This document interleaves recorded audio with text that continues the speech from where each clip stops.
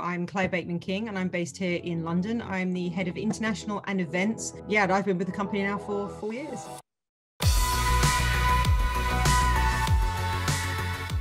So I've always been interested in media. I mean, literally from a young age, my wallpapered with film posters. I had a brief dalliance with music in a job at some point, but it's always been film. When I went to university, which I didn't study anything media related, I was American history and politics there at university. But I became very involved in the media side of the ENTS department. So I helped, long story short, helped set up a radio station there, which became a very successful radio station. We were quite unique in the country in the fact that we weren't given money by the student body to run. We had to earn it through advertising. So we became a real sort of a unit. And that opened a lot of opportunities to me when I left university, because I'd had proper experience in running a radio station. So I managed to leave university with my degree and then promptly waltz into a very nice little job at Capital Radio, which is the biggest radio station in London. It was then, it's not so much now. It's always been media. I've always done this. I said, you started a radio with a lean towards film accounts, and then moved to LA by selling a website, and then back again straight to the trades. So yes, it's radio publishing, but it's always been in the same sort of genre. I've always been the nerd. Wherever I was the nerd. I worked at Virgin Megastores for some time. And obviously that's it was a very music-led thing, but I looked after all the film stuff. And I wrote the film content for the website. I've always been the film nerd in the corner.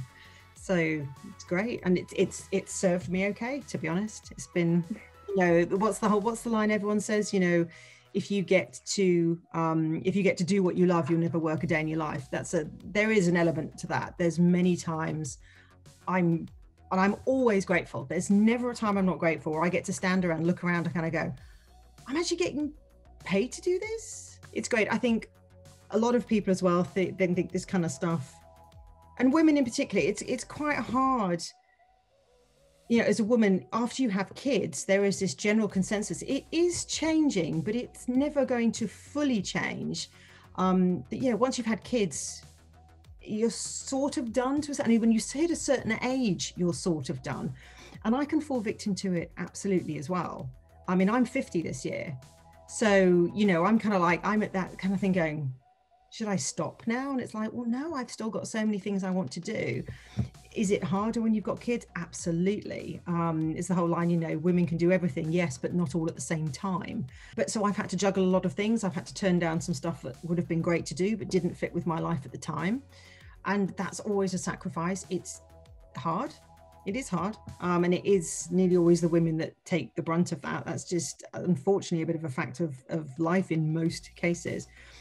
But there's different paths, I guess. And I think the one thing that may be a real win from this whole pandemic situation is for women in the workplace, because we might not be so tethered to a desk. And if you do have a sick child at home, doesn't matter if you're sat in the house as well.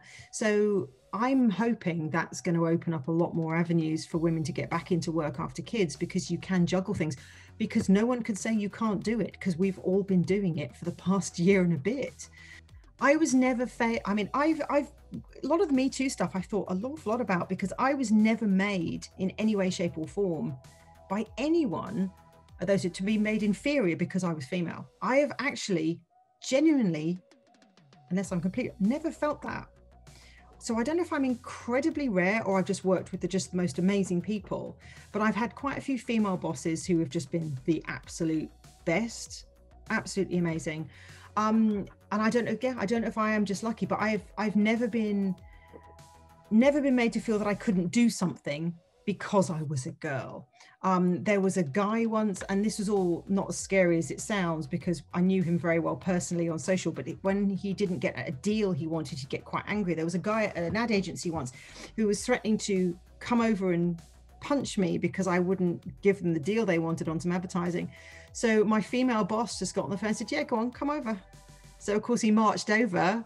We said downstairs, said, Leah, let him in the lift up to the 4th floor. And all of the office were just waiting for him at the lift. When he opened, he went, yeah, right, and just went off again. He never would have done, obviously, and we all knew that, but he would have happily come up to my face and yelled at me. I just didn't care, because I wouldn't have been sitting there cowering going, oh my God, because I know my entire team were just like kind of, oh yeah, we'll have him, come on, send him over. So I have been really lucky. I literally have never felt in that sort of way, you know, insignificant. I have been quite lucky that way. And I always try and, you know, when we had sort of younger girls come in and start, it's trying to kind of just give them the confidence to just, you know, don't take any shit from anybody. It's just you don't need to in this day and age. You do not need to. You know, it is better than it used to be probably 20 years ago and stuff. And I think women, I see so many young women who are more confident now than I feel that I ever was back then. But then I look at the stuff that I sort of did and kind of go, well, I had something going on somewhere, I guess, because I managed to do this, that, and everything else. But I think the trick is you never feel like you've 100% got it, the whole fake it till you make it. I think almost everybody's doing that. And I think it's a bigger issue just than women in entertainment. I think it's just life in general. And I think we've seen a lot of it in this past year. Everyone's smiling away on Instagram and then going to bits in the background. I mean, I think that's, you know, that is a problem, I think, with life in general. But that's a much bigger one than I can probably answer. But, you know, women are generally pretty good at standing up for each other. And, you know, if there's any, I think now in particular, if there's any sort of issues, you know, people are happier to stand up because people are being believed more about stuff, whether it be bullying or, you know, just people being made to feel insignificant just because they're women. But, you know, it's important that the representation is there for, you know, every single person. And I mean, at Legion M, we know are we more women than men now? I think we're close. I think we're probably almost 50-50 down the line. And I've seen that and maybe this is entirely where the difference is. I've seen that in most of the companies. I think at the radio stations, it's got to have been close to 50-50. Women are very good salespeople. And so when I've ever worked in sales departments, because women are a little more trustworthy and more believable, I think, than some of the guys who can be a little bit kind of, you know, and it just doesn't work quite the same way. If you want to say, the first half of my career was very normal. I went to university, got a degree, graduate training program, got a job, worked my way through a couple of radio stations. Okay, so far so normal. That's a very normal application process through university. The entire second part of my life literally came from going to see a movie in another country. The whole second part. I saw these bunch of crazies planning to do this stuff in the States, and I thought, that sounds bonkers, let's do that. And then used my abilities to kind of, hey guys, do you need some help with this? Yes, we do. Okay, and get involved. So literally that act of going out there to see that movie led to everything else afterwards, selling the website, moving to LA, meeting people there. And then even when I came home, had the gap for the children, I still went back for a Star Wars event, met David Baxter, got my job at Legion M. It's, you know, get involved, jump into things that you love.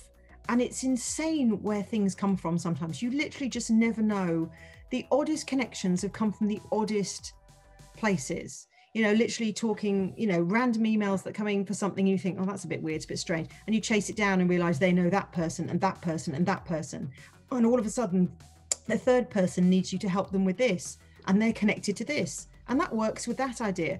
And I think the more I've gone on, the weirder it has become, the way things are connected. There's a lot to love in this kind of, you know, thing. And I think being passionate about it does make such a difference. It's something I know that Kevin Smith particularly likes, that I'm a giant nerd, because I will literally sit and cry over a trailer just like he will. It was like, oh, we're both clapping like seals over something. You know, the Tenet trailer was on before Rise of Skywalker, and the two of us were like leaning forward in the seat going, oh my God. I would hate to lose that and just look at it and go, yeah, whatever. I feel sad for people that don't, whether it's sport or music, who don't have that stupid something that gets them all excited, you know, that new trailer, that new drop of a single, that new something, because it's so dumb, but it's so brilliant at the same time. You know, and it's universal. Everybody's seen a movie. It's a great dinner party conversation, because everyone's got an opinion on something. With regards to Legion M in particular, I mean, you know, there are some great women. I mean, incredibly great, strong women working at Legion M, and it's an absolute honor to be kind of working alongside them. It's just fantastic, and everybody supports everybody, both personally and professionally, and the boys too. We won't leave the boys out. But yeah, it's, you know, it's great when you find your team, and so many of our investors. It's really nice to see so many of our investors are women as well, which again is something, when you say the word investor, you often think of it being quite a male thing. But I've seen as many women come up to us as investors as men, which is actually really, really nice. And a lot of those guys who are talking about getting involved, a lot of those guys are very engaged as well. I mean, one of our staff actually was an investor to start with, who kind of like, you know, just put her hand up and said, I'll come and help you with this. And I remember we were at the Stanley event, and three of us were in the corner going, wow, we should really give her a job, because she just got involved and was just so good. So why wouldn't you? But yeah, she just got stuck in. And we do have a lot of investors that do the same thing. So yeah, everywhere we go, there are women, and they're all from all different walks of life doing different things, but all kind of joining together with this sort of same love of entertainment and movies. And we always said different countries, different ages, but just literally none of that matters at all. And everyone is just like on the, you know, freaking out over whatever trailer came out last week. And it's a fantastic level. Like, everyone's just in exactly the same spot, and that is something that is so lovely about it. So I'm incredibly grateful to be part of the team, and I can only hope that back towards the end of this year we get to get out and about, travel some more, and meet some more of those lovely ladies out there.